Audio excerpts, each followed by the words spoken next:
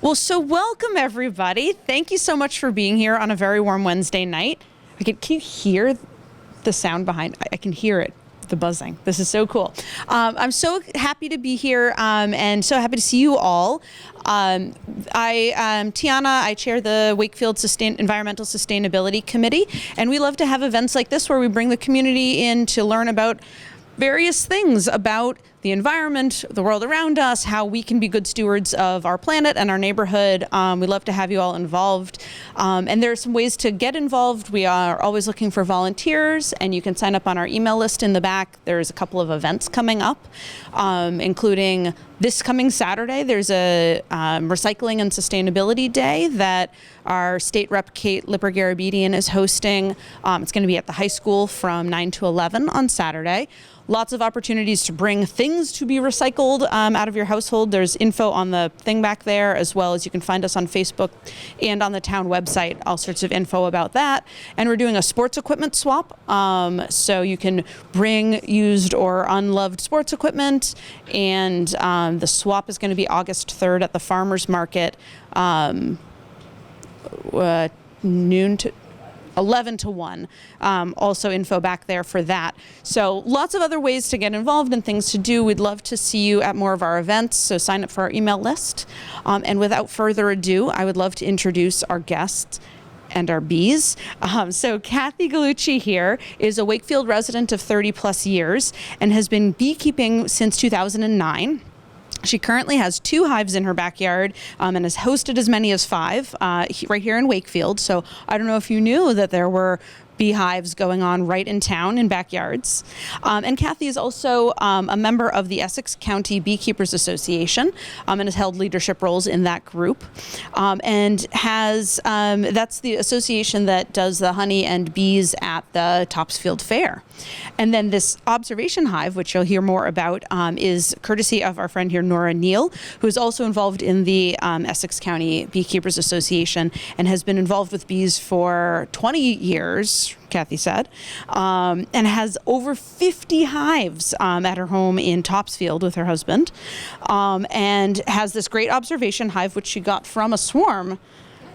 And so we'll hear more about that, and you'll have an opportunity to come take a look and to learn all sorts of stuff. We also have a couple of jars of honey to give out. These are honey bought here at the Beebe Library that we'll give to a couple of folks who answer some bee trivia questions correctly later on. So be paying attention and see your bee knowledge. With that, I would love to hand it over to Kathy, and thank you all so much. Thank you. I want to thank all of you for coming, and I want to thank the Sustainability Committee for having me here. There's a joke. If you have a question about bees and you ask 5 beekeepers, you're going to get 7 different answers. So be careful when you ask a beekeeper to talk about their bees. So I just want to give you I'd like to make this as much back and forth as possible, but I do have slides to go through just to give you an overview about the hive and bees in general. But if you have questions as we're going along, raise your hand, and I'll either say I'll get to it or I'll answer it as we go along. So, the first existence that they found of fossils of bees or bees is 130 million years ago. So I don't necessarily know it as the honeybee, but it was what the honeybee was derived from. And in cave paintings in Spain from 7000 BC show the earliest record of beekeeping. And some of these hieroglyphics are from actually in Egypt, where they also had they found honey in the pyramids buried with the pharaohs.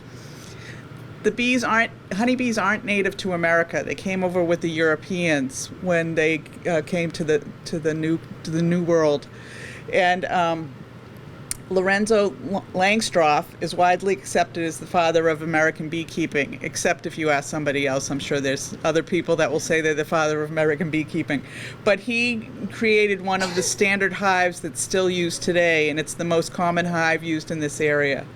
And then honey is also a topical antibiotic. So oftentimes, we can put honey on top of a cut or something, and that'll help with to heal it. So honeybees have three different types. There's the queen, who's the biggest of them all. And in this hive, she has a dot on her, and I'll talk about that in a second. So the queen is the largest. There's only one queen in a hive. The males are the drone bees, and the females are the worker bees. So the anatomy of a bee, you have your head, your thorax, and your abdomen. And there's 4 wings on the bees themselves. So the proboscis is where they suck in the honey from, and they use the mandibles to grab onto things. But the life cycle of a bee starts as an egg. The queen will lay eggs. She lays between 1,000 and 2,000 eggs a day. She starts in the spring and will just continue till she knows it's getting cold and she's going to stop laying, because she knows the bees won't be able to sustain themselves as new bees. So after a couple days, the egg becomes larva, and the larva is fed royal jelly for 3 days, and then eventually becomes a pupa and then an adult. So when the bee hatches, it hatches, although we call them baby bees, it's actually a full-grown adult bee. So they're all eggs for 3 days, and then the amount of time they're larvae depends on what it is. So the worker bee has 6 days, the drone 6.5, and the queen is 5.5 days. And then the pupa is also a different amount of days. So the total amount of time it takes to becoming an egg to hatch. So the worker is 21 days, your drone is 24 days, and your queen is only 16 days. So when we're figuring out queens hatching, we often will kind of gauge when we think the queen is going to hatch and go do her thing as a queen soon after. And I'll get into that here in a second. So I mentioned there's only one queen. Yeah, go ahead. How do you know it's an egg that is going to be? The cell itself looks different. A queen cell looks like a peanut on the frame, and it's longer because she needs more space because she is bigger. In fact, we have some here. The brood cells that are flush with the frame, and I'll show you a picture. Of course, I'm pointing at something that you're in the back row. And then the drone cells look like a bullet. They bump out. Your question? So is it interesting to you that the queen is only 16 days and the workers and the drones are much longer? Or like you would think it almost be the opposite, right? You would think it would be the opposite. Queen's like queen. Yeah. Is that not interesting? Is that like does that speak to something in particular, or is that just the way it is? Nora, Well, I would say they don't want to be queenless for very long, because every day that they're queenless, they're not laying eggs. So that queen is fed royal jelly, exclusively royal jelly, for the entire period of time. So it's an accelerated development, because they can't be without a queen, or otherwise the population will drop and there will be no hive. Sure. Okay. Yes. Like by chance that they end up with an egg that's going to be a queen, or is it? Nope. We'll get to that in a second. I'll let Kathy. But we have one more hand up. Can bees rule? Can bees rule by kings? Can bees rule by what? Kings. Kings. No, sorry.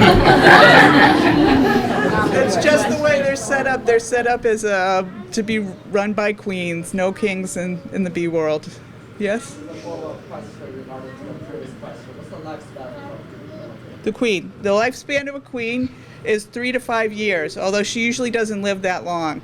So there's only one queen in a hive. As I mentioned, her job is to lay eggs. After she gets after she mates with drones, her job is to come back to the hive and lay eggs.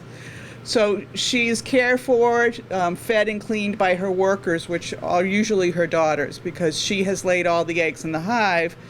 The worker bees are female, so they're her daughters. Those are the ones in the hive. So this particular queen in here has a blue dot on it. Is it blue or green? Green. Okay, a green dot on her.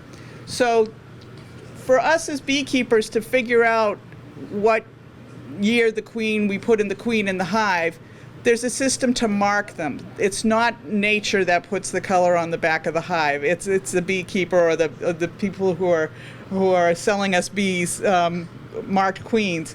So depending on what year it is, if it's a year that ends in 1 or a 6, it's going to have a white dot. So this year it happens to be a year that ends with the 4, or in case with the 9, it would be a green dot. So this particular bee has a green dot on it. So how does a queen become a queen? It's not, let's, take a vote and see who's the mightiest. It's any fertilized egg, so any egg that could be a worker could also be a queen. So the larva, all of the larva is fed royal jelly for 3 days, its first 3 days. But a queen is fed royal jelly for its full gestation. And because of that, they essentially can grow a queen. I mentioned that queens are in an extended peanut shell, and we have a slide later on that'll show one picture of that. And if it happens that the hive is swarmed, or their queen dies, or they think their queen is sick, the hive can make a decision to take a fertilized egg and put it into one of those peanut cells and create a queen. So for swarm cells, if the hive is getting too crowded and they need more room, part of the hive will leave, but they'll leave a whole set of queen cells and queens growing in them, so the hive will be able to continue, and that's a way they can enhance the population of the bees. There are also queen cells in addition to the swarm cells on the face of the frame. Those are called supersedure cells. In the case I mentioned, if the queen is going a little crazy or a little old, or they need to introduce a new queen at some point during the hive's life cycle. They'll often put those kind of peanut cells on there just as a precaution. Yes? That's a good question. The question is, what do you do if there's multiple queens? Well, if a queen hatches and there are other queens in the queen cells, it'll sting them to kill them. And if there are more than one queen in the hive, they'll fight to the death. So there can only be one queen, usually. Sometimes in huge hives, there'll be more than one queen, but as the story goes, there's only one queen, and she'll kill the other queens to remain dominant. Okay. So after the queen hatches, as I said, she'll kill the other queens in the cells or fight to the death. And then she'll take what's called a maiden flight, and she'll mate with 15, 20, 25 different drones. And then she'll come back with, she'll come back and be able to lay fertilized eggs after that point, after she's mated with the males. So she'll begin laying the 1,000 to 2,000 eggs a day. And then she, with the exception of swarming, doesn't leave the hive. She doesn't go out and forage for flowers. She doesn't go out and get nectar. She doesn't just go out for a flight for the heck of it. She's in the hive for the rest of her life, or the life of that hive. And this is a picture of, you can see a blue queen up toward the top right-hand side. So it's just a picture of a frame I had, a new frame, and she's being attended to in that hive.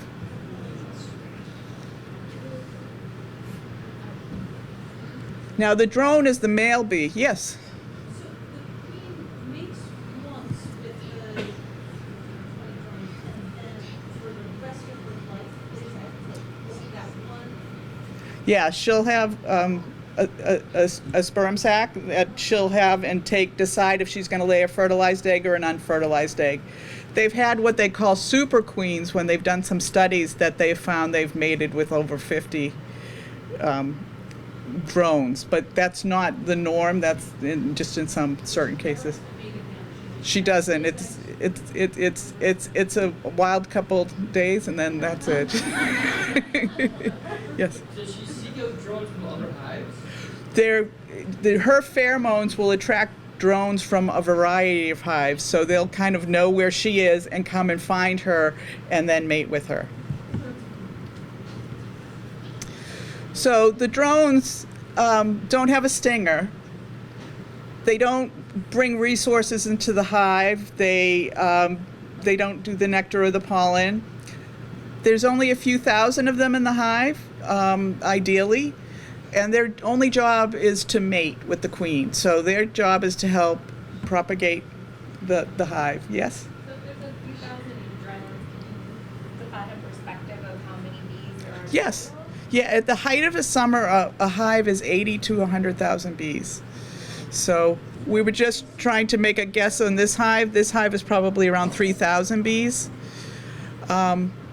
When we buy a package of bees, it's 3 pounds, and that's around 18,000 bees. So, hi. So what do the drones do, like, after the mating? Well, during the mating, they die in the act. So, going out with a bang is the joke, and a bad one, I must admit, but nonetheless. So they'll die during when they mate, and then at the end of the season, if there are any left, they get kicked out of the hive because the hive doesn't want to use those resources over the winter on drones. They want to be able to keep those resources for the workers that are left and for the queen.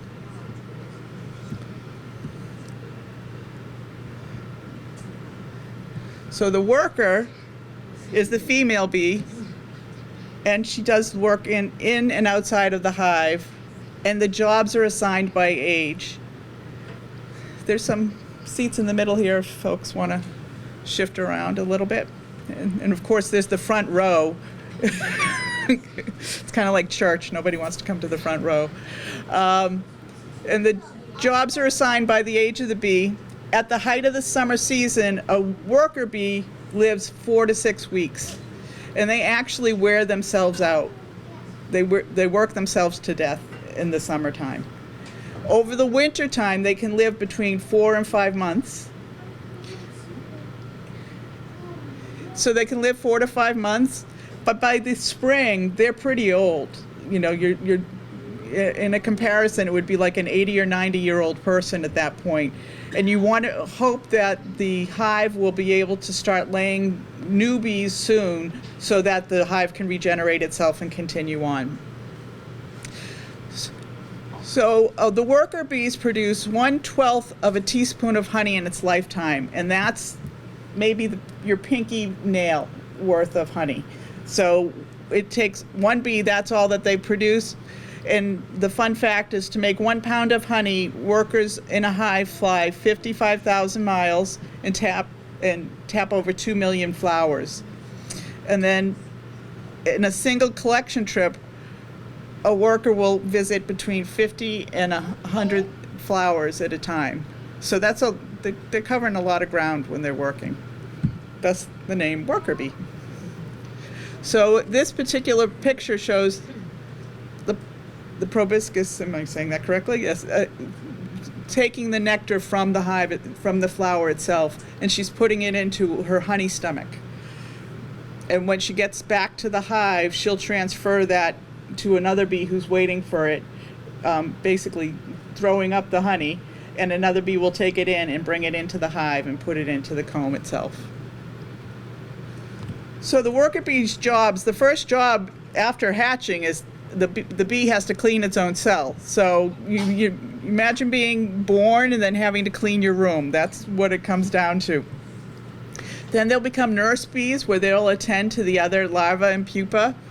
And then we have the queen's attendants. So they'll, as I said, the queen's job is to lay eggs. So they'll make sure that she's fed, that she's clean, that if she has to go to the bathroom, they'll take her waste out of the hive. There's undertaker bees. If somebody dies in the hive, they don't like a messy hive. So one bee, you'll see bees dragging dead bees out of the hive. And sometimes in the observation hives, you'll see them taking a piece of either a dead bee or a part of what was an egg or something and trying to get it out of the hive, but there's no way out. So they're kind of going up and down the glass looking for a way to clean out their hive. There's temperature control, both for if it's hot in the hive, then they'll flap their wings just to kind of control the temperature. But more so, when the nectar comes in and gets put in the cell, it's not honey yet. So they'll flap their wings to remove the moisture level or reduce the moisture level in the cells so the nectar becomes honey. And when you get to an 18% moisture level, then it's honey, and they know it's honey, and then they will cap.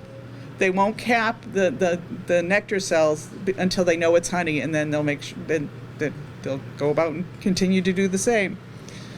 So the house bees will be the ones that meet the foragers at the front of the hive. They'll take the honey in, they'll take the pollen in, and they'll put it into the hive itself. And then this bottom left-hand picture is a bee making wax out of its glands in the back of the bee. So the bees themselves will make the wax, and then they'll build it into the hexagon-shaped cells within the hive. So you have the builder bees who are doing that and constructing the hive as they go along. There's guard bees at the door. Yes?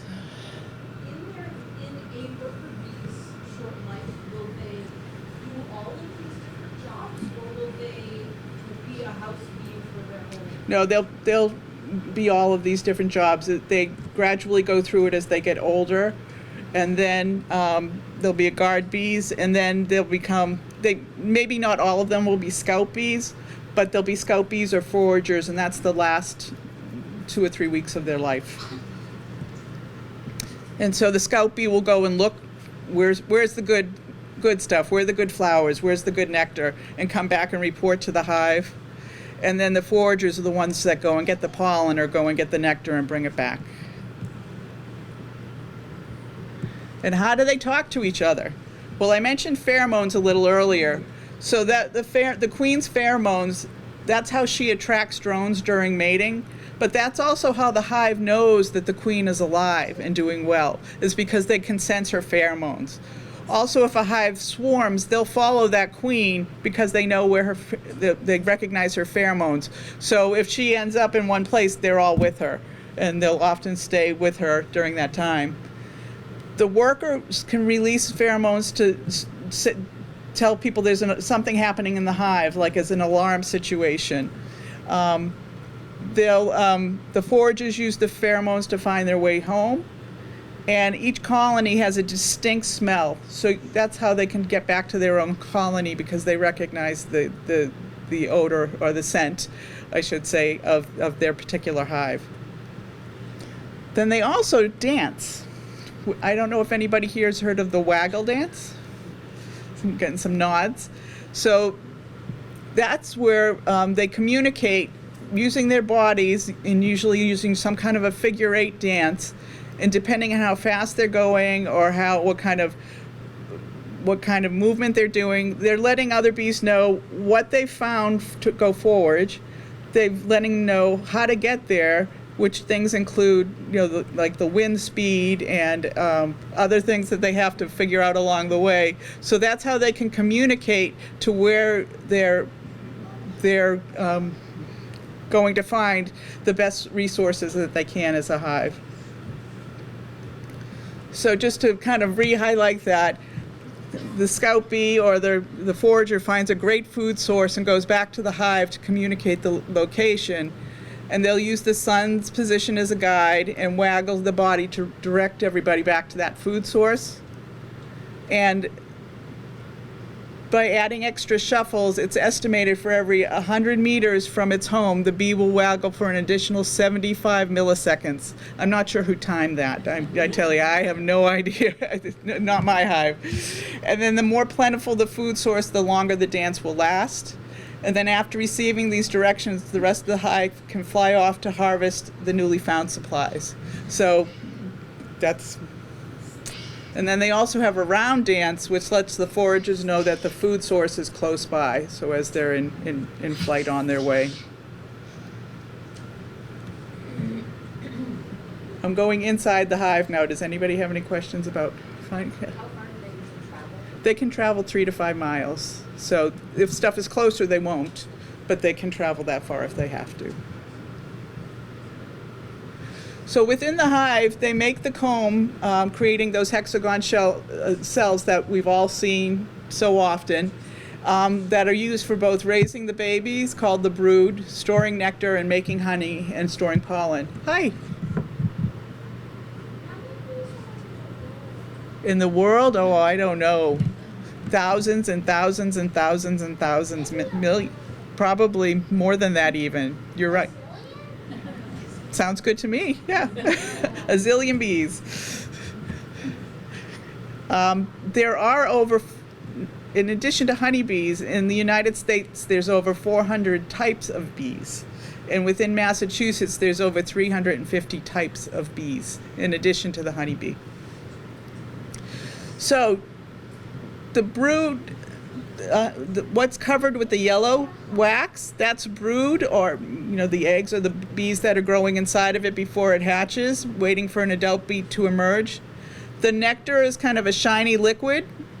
That's their carbohydrate source. And then the different colored pollen is a protein source for them. And this is what a brood frame looks like. So a frame that has been laid, and we're waiting for the baby bees to hatch. This is the type of shape we want to look for. If it doesn't look like this, then we're wondering, is our hive okay? Are they laying correctly? Do we have a good queen? And over on the right-hand side, you can see little specks in some of those hexagons. Those are the eggs that have been laid. When I go into a hive, it's very rare that I find my queen. My queen's not marked, but I look for the eggs themselves. If the egg is standing up, then she's laid it that day. So I know she's active in the hive and doing what she's supposed to be doing. And then after a day or so, it will fall over and will begin to create the C cells, the C shape of the larva. And this is a beautiful honey frame. So we look for these, and it's their food, and we try not to take all of their food, but then if there's additional food, that's what we use to get jars of honey and to sweeteners for ourselves. And we've talked a little bit about this, but the scout bees go and find the best nectar source, and as I mentioned, they can go 3 to 5 miles. And then they'll let the location be known by doing that waggle dance we talked about.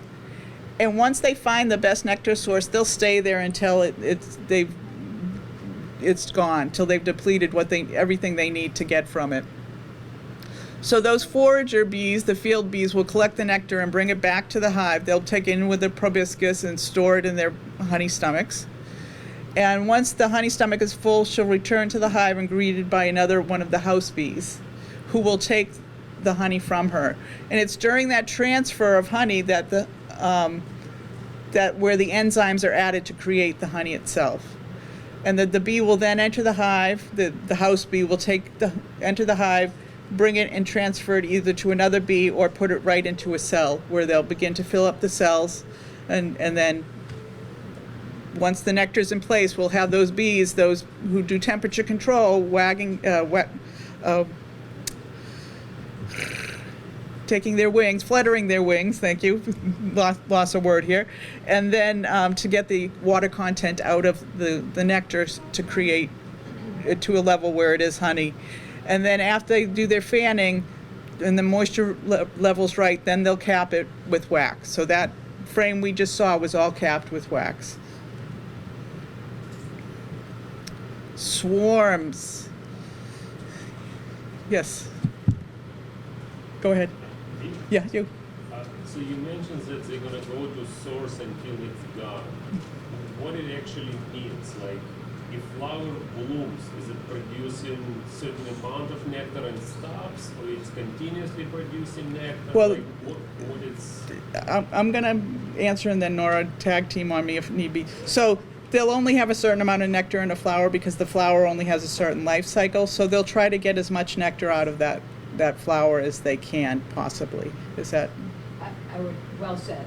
Right now, at my house, we are keeping a close eye on the linden tree. Such a close eye that my husband got the binoculars out this morning to see just how close it is to opening. That is a huge tree. I have a lot of flowers in my garden, but I can't match the nectar flow that's going to come from that tree. So that's where they will go. And it will last, maybe a week. It's not gonna last a long time. There's only so much nectar there. And there are different, pardon? For like blooming duration? Yes, as for soon as one it week? blooms, like, it's not open yet, it's still tight, it's still a tight bud. And if you pay attention to trees, which we do as, in general, but especially for the nectar flow, the linden tree has like 4 little buds on it, it's really cool. So when everybody go home and look at their linden tree throughout Wakefield, and it'll produce that beautiful light honey similar to the frame that Kathy showed just 2 pictures ago. Anyway, that will not last all summer. It will probably last a week. About 3 or 4 weeks ago, it was the black locust. So we were watching that, hoping that the rain didn't wash all the nectar out. So there's a variety of factors involved with the nectar flow. So it's like Weather's a big one. So it's the duration of flower blooming. Yes. This is nectar present. Yes, and they'll move on. They'll go to the best source, just as Kathy mentioned. They, the most bang for their buck. Like I said, I can have a lot of flowers here, but it's definitely worth their time to go to the tree a little bit further away. Jean? Does the humidity go up in the hive when they're like flat rooms? The humidity does affect it, and they try to manage the humidity in the hive. So depending on how dry it is, or if it's more humid, then they have to do more work to get the water level to the right amount. And sometimes if we take a frame out and there are still cells open, it can increase the humidity in that and then impact the honey that we extract from it. Does that answer your question? Okay. Yes.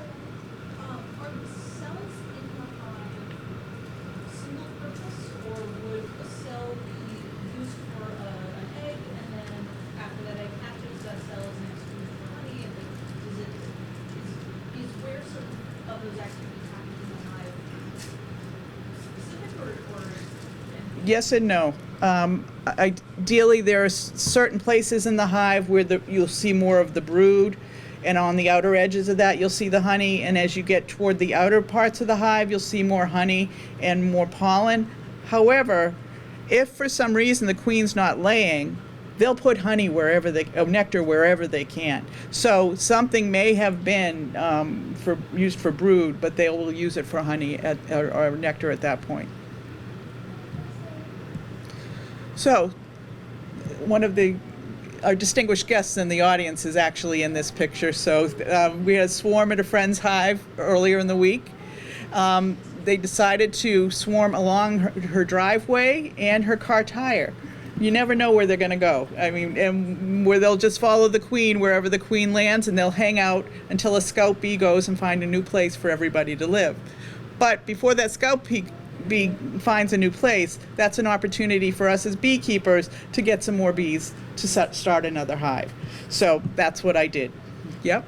Well, one of our neighbors is a beekeeper, came over here, Mrs. Miller. And last year, my wife and I were in our backyard. We hear this unbelievably loud buzzing sound. It was about 30 or 40 feet above our heads. We watched as these things traveled over our yard and over the top of our house. We called Mrs. Miller. He said, I don't know what we're going to do, but I don't know where these bees are going. And they went across the street, and then Mrs. Miller and another lady came over. Oh, was it you? So let me ask you what happened there, because Mrs. Miller has a hive, and then does Jack have a hive? I'm sorry? Oh, so you stole it and put it in your yard?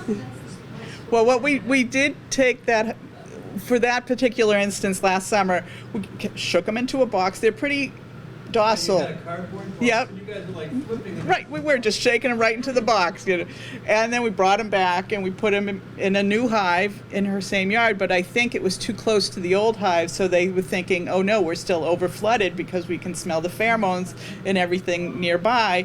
So they kept swarming again and come back, and they swarmed again and came back. And there was a small amount of them that I don't think you thought they were going to make it through the winter, and now it's a gangbuster hive that has swarmed twice already, including this. So that's what's happened to that. So 2 questions, did you find that queen? Was she in that, did you identify the queen? Well, when we put it back in the hive last summer, the hive survived. So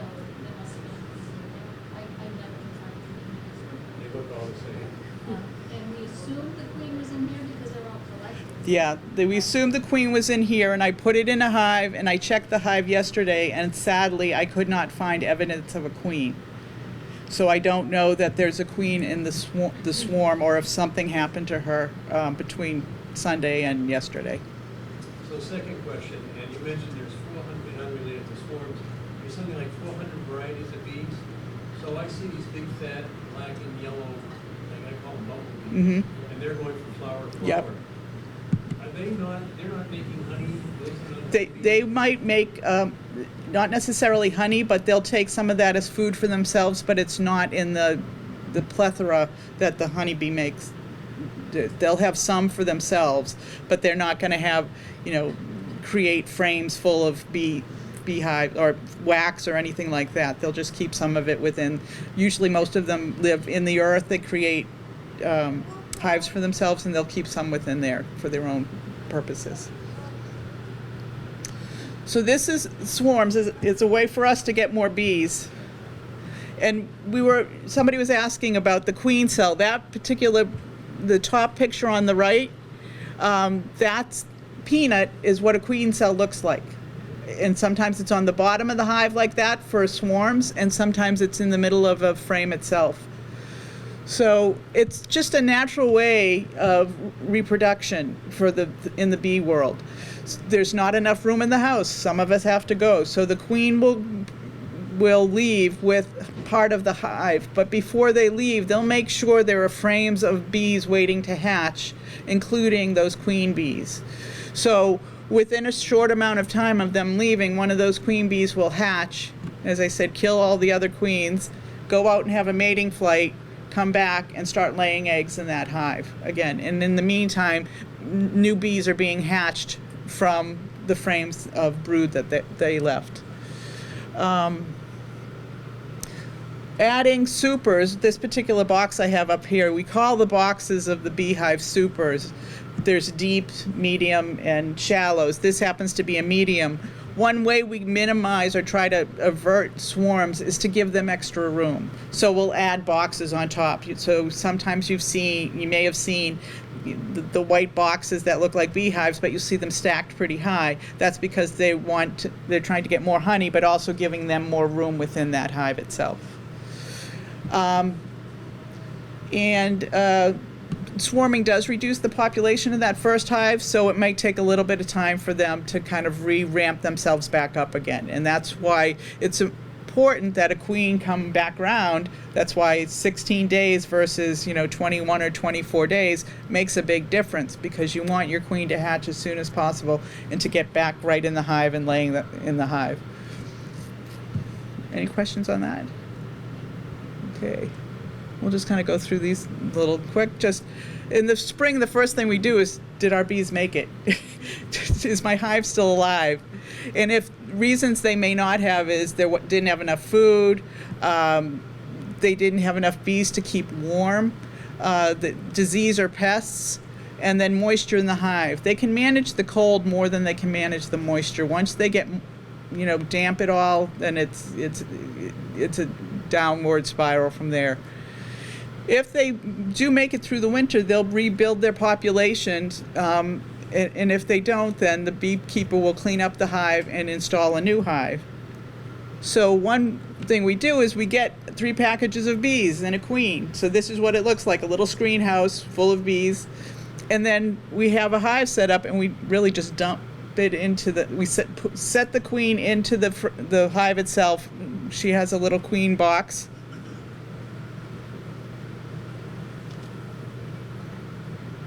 Like this.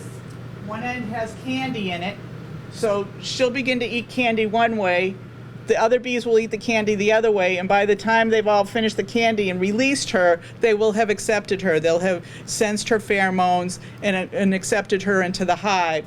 So you set up the new queen in the frames, you dump the bees into the hive, and then you start the new hive. I'm going back first, so.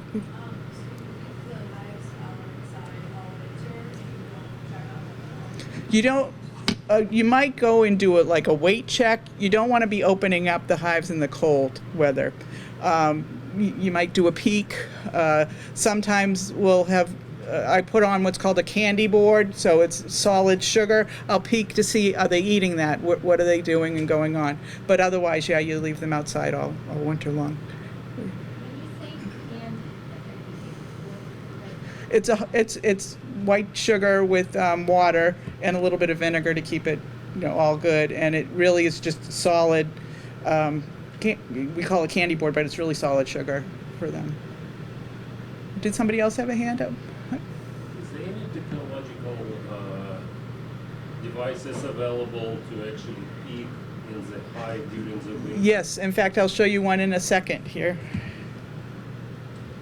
when we get to winter time. But in the summer, the bees are going to do the things we talked about. They're going to build their frames up. They're going to go collect nectar. They're going to create honey. They're going to create wax.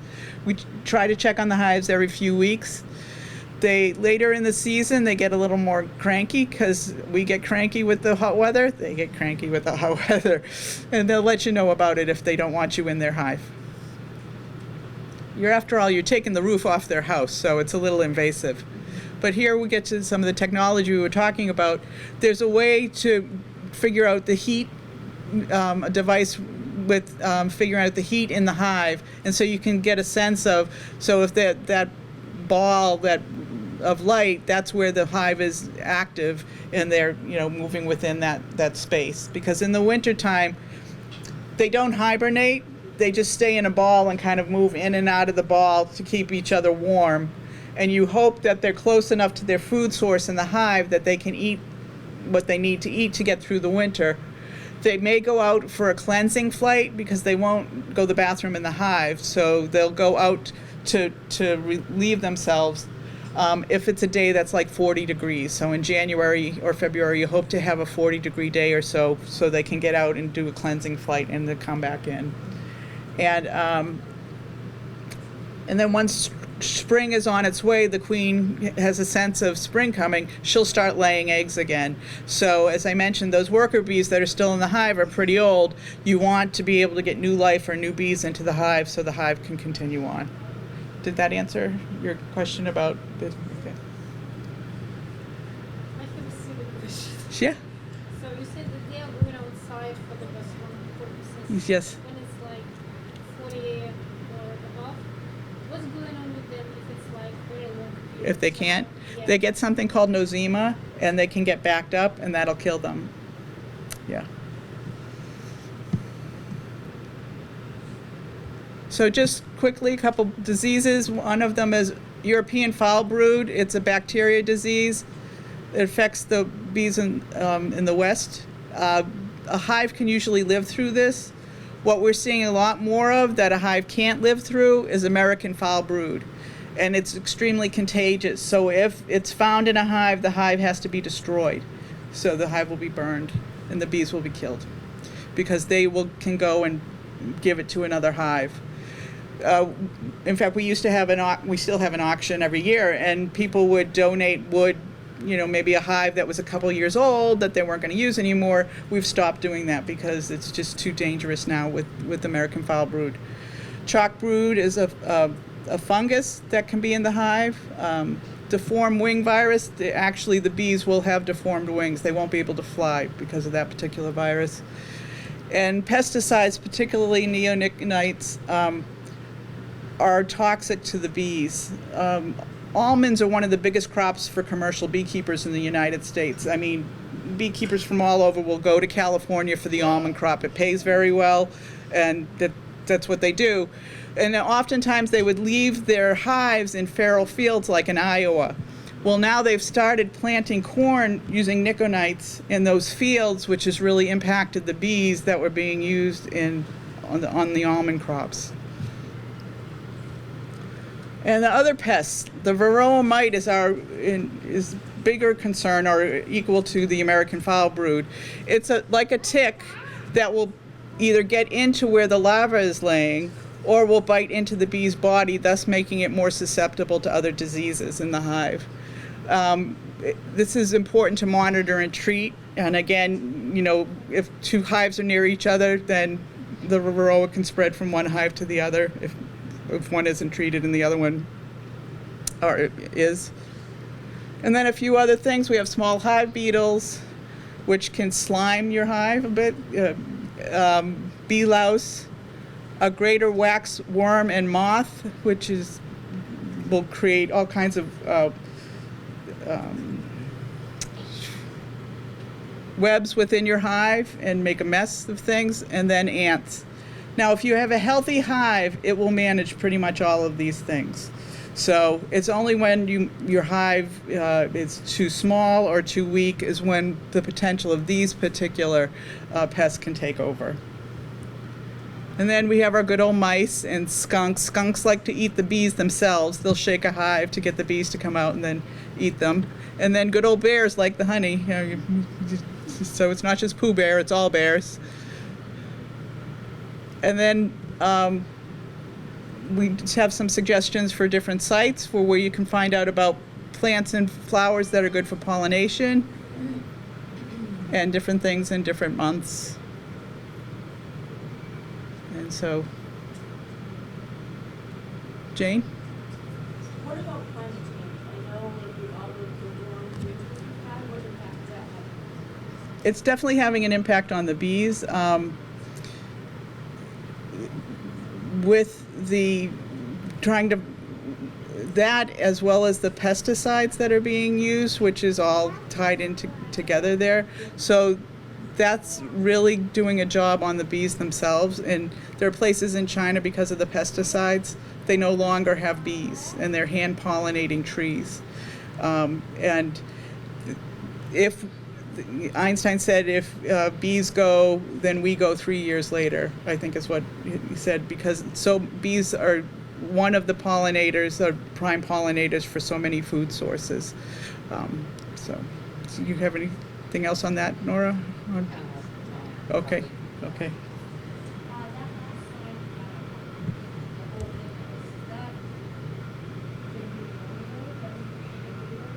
I can't hear you. What?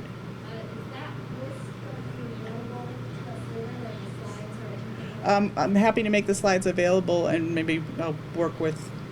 We're getting a nod in the back of the room. So, yeah. Do we stress the bees out at all? Yes. You're working up on. Oh, that definitely stresses them. There was one time lawnmowers, in my yard, they were all suddenly outside of the front of the hives, like, what's going on here? They had a sense of what was happening. Is there a negative impact to that or no? There can be. I try not to get into the hive too often, because it does stress them. You don't want to stress them too often. The commercial bees are under a lot of stress because they're being carted all over the place. And then if places like, as I said, the almond crop's a big thing, well, they've taken away all of the fields in between the almond crops that had a diversity of things to forage. So they're just doing a single source of food source to the almonds. So they're not getting a variety in their diet. So things like that are having an impact to stress them as well. You just alluded to about the commercial part. I've seen pictures or stories about tractor trailers coming from different parts of the country, going through orchards, Yep. fields, and so on. So what are they doing? They have a tractor trailer full of hives? Or something? Yes, exactly that. What are they doing? Are they letting the bees go? Yep. They usually have them on a pallet, so they'll take the pallets and put them right into the fields.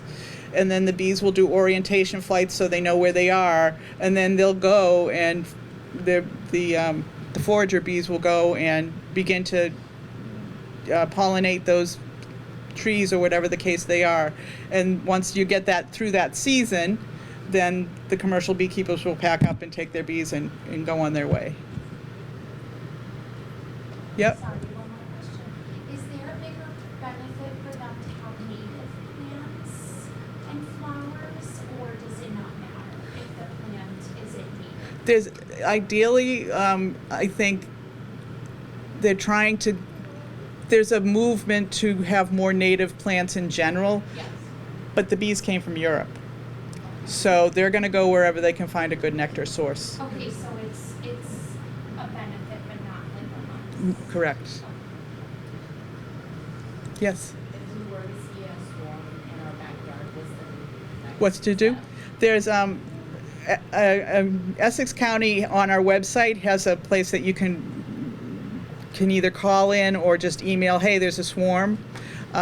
There's also on the Wakefield page, some people have put it there, and local beekeepers have found their way to get the swarms that way too.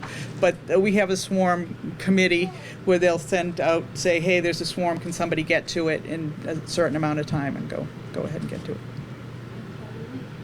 Swarms are relatively common. They are, good point. Yeah. Because they're not protecting their hive. So they're most aggressive when they're protecting their house, but when they're out, hanging out, they are pretty docile, which is why you can take them and just shake them into a box like that. I think that's pretty much just the different flowers, and that's all that I have. So we do have an observation hive up here. I brought a bee suit and some frames. They don't have anything in them, but you can see how the bees create their comb. The comb actually has a slight angle to it, so the honey won't drip out.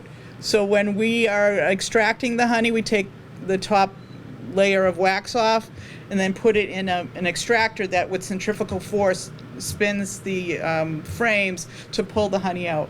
And that's how we get the honey out of the frames. Yep. How does one get started with beekeeping? Good question. Thank you. All of the different counties have bee school, and it's usually done in the January, February timeframe. So Essex County has a bee school. If you would like to sign up for it, you can go on their site and put your email in, and they'll let you know when registration begins in the end of December, beginning of January. There's also different bee stores or bee suppliers that will have their own bee schools as well, so you can get it from them. So Essex County Beekeepers Association.org. So. Follow-up to that. Are there any grants or programs for people who want to get into it who financially can't? I don't know. I know they do have something for vets. I'm not sure if they have something, a program otherwise for people. I don't know if Nora knows of anything. I don't, but if there was an interest and not the resources or the space, there's always a beekeeper looking for a helper. And that beekeeper usually has an extra suit or two. So keep that in mind. If you're thinking about keeping bees, but you don't really want to jump into it, we're kind of the average, we're on the young side for beekeepers, so that's another thing that we're always looking for, people to join the community as beekeepers, but if you don't want to have it yourself for whatever reason, consider helping someone. We can always use some help. Do you mind me asking what drew you to be? Sure. A friend it was during where they were just beginning to learn about colony collapse disorder, and I was visiting a friend, and they were talking about, they didn't know at the time if it was cell phones or what it was, and then I saw a special on Channel 2, good old public television, where they did show in China them hand pollinating with little like feathers on the end of a brush kind of thing, pear trees. And so I began looking for where I could find a bee school, and that's where I found the one up in Topsfield. We have it in the building where the Topsfield Fair honey stuff is, and that's what got me started. Yep. Any other questions? Yep. How often do you get stung? Unfortunately, more often than I would like to. At first, I tried to think I was a bee whisperer. That didn't work out so well. And bees are attracted to black because they see it as like an animal or something. So I made the mistake of wearing black sweats, which are very easy to sting through. So I've been stung. You're not supposed to say it, but quite a bit, yeah. To the point where I have gone to the hospital twice, and I do carry an EpiPen, but that's just my own situation.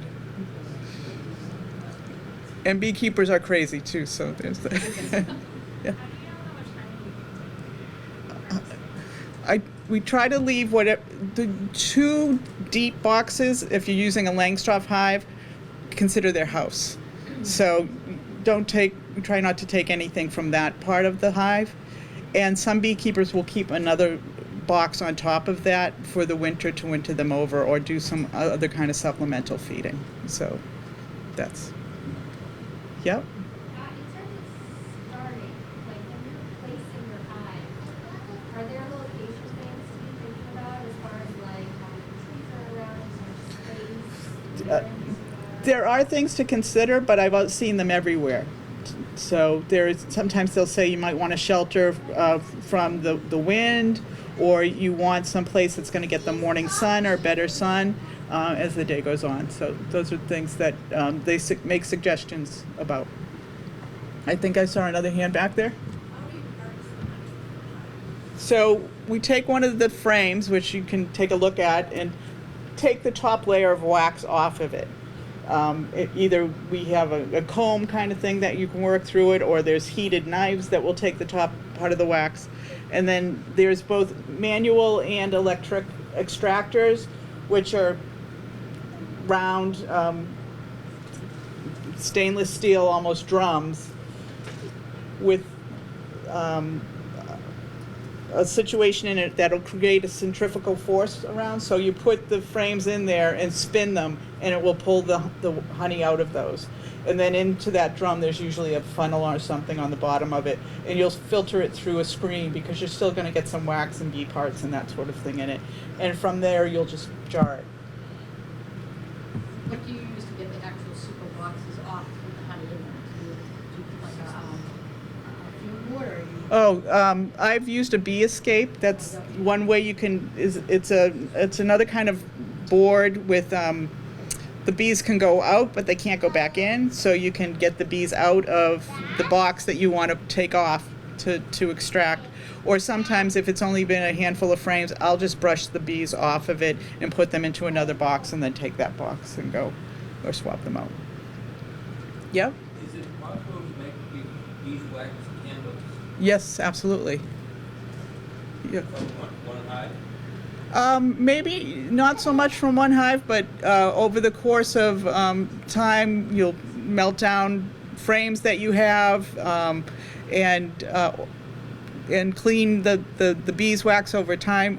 Do you usually use your own, or do you buy? I do. So that beautiful photo you saw of the honey frame, not sure if you remember it, but I remember it. It was absolutely stunning. When we extract our honey, we take a layer of wax off, and we put that in our uncapping tray, and then we put the frame in the extractor. And then we let that drain for a bit to get as much honey out as possible. And then we have a lot of hives, so I get a lot of wax. So then we clean it. It's a messy process. Once you get through the messy process of cleaning the wax, making the candles is quite satisfying and a beautiful product. But the process of cleaning the wax would be a workshop in itself. So let's put, like, when you go to the grocery store and you see that layer of honey, and it's that nice, beautiful, clear golden color, are they just like straining it and then straining it and then straining it? Well, at the grocery store, you won't necessarily get raw honey. You'll get honey that's gone through some kind of processing. And unfortunately, a lot of times it's not honey. But if you do get raw honey and it's that beautiful gold color, sometimes it's just straining it a couple times, yeah.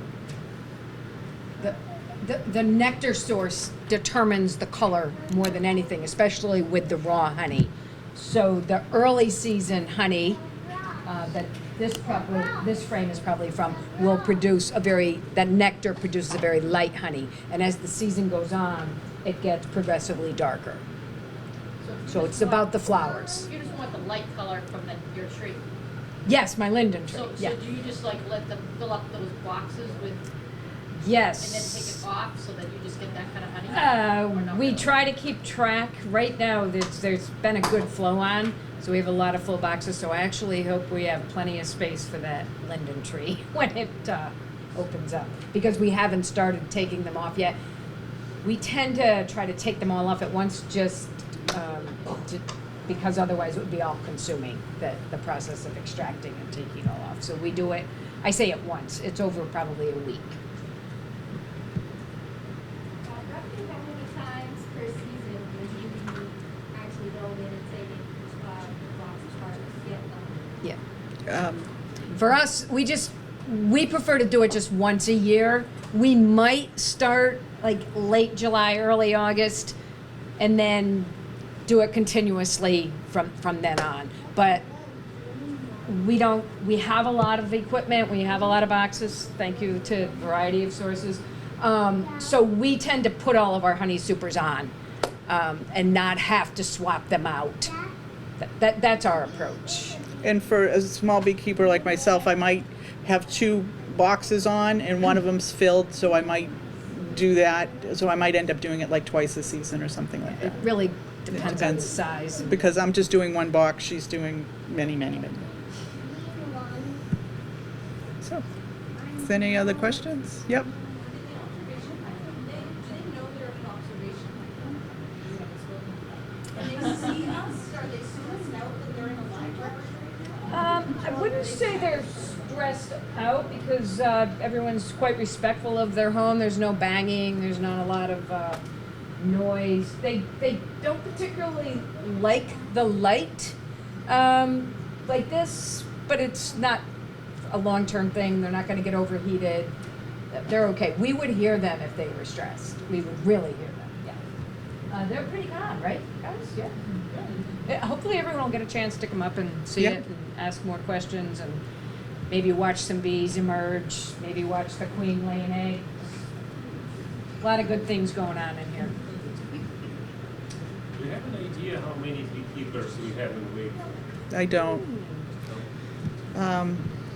Do you, Jean? No. How many people here from Wakefield? How many people here from I know we have 3 in the room. I don't know. 3. Yeah.